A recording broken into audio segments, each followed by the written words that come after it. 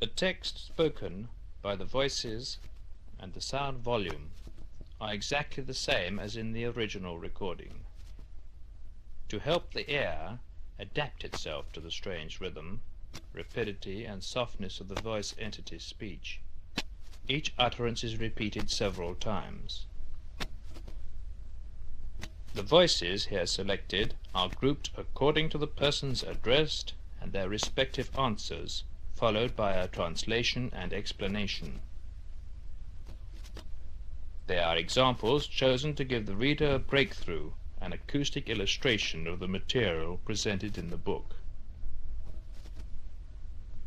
The listener is asked to read any text spoken in languages he does not know, recording. To help the ear adapt itself to the rapidity and softness of the voice entity's speech, each utterance is repeated several times. The voices here selected are grouped according to the persons addressed and their respective answers, followed by a translation and explanation. They are examples chosen to give the reader a breakthrough, an acoustic illustration of the material presented in the book. The listener is asked to read any text spoken in languages he does not know, with particular attention, so that he may be able to grasp each separate word phonetically. Please note the commentary that goes with each voice text, as the meaning of some utterances can only be understood in context with the situation that gave rise to them.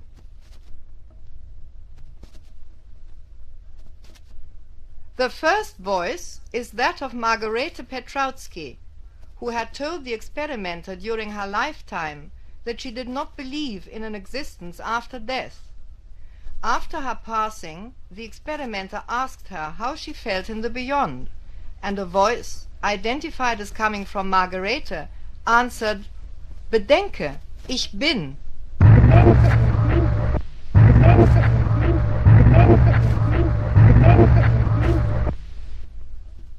German, imagine, I am. Again we hear Margarete Petrautsky's voice, this time calling her former employer, Dr. Zenta Maurina. Zenta.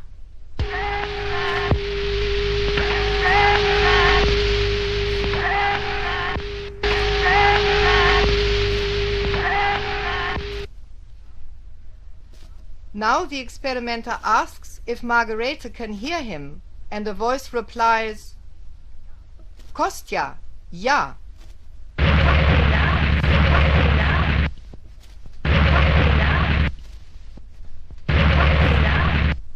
German, Kostja, yes. The voice then calls the experimenter's family name, Raudive, but shortens it to Raudive.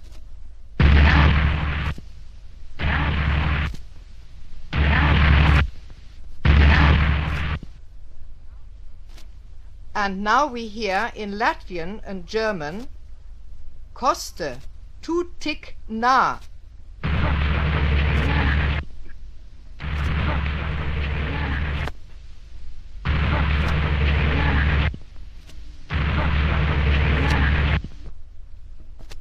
Koste, you are so near. Now the experimenter calls the Russian poet Vladimir Mayakovsky, and a voice answers,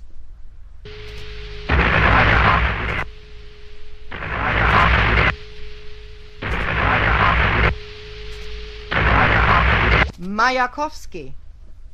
The experimenter tells the poet how difficult it is to convince people of the reality of the voice phenomenon, and in reply comes a statement which is typical for Mayakovsky's personality.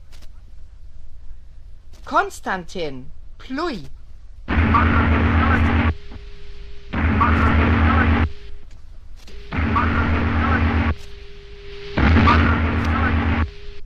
In Russian, Konstantin, spit on it. The experimenter talks to his former teacher, the Spanish philosopher Ortega y Gasset, and a voice calls out, Ortega!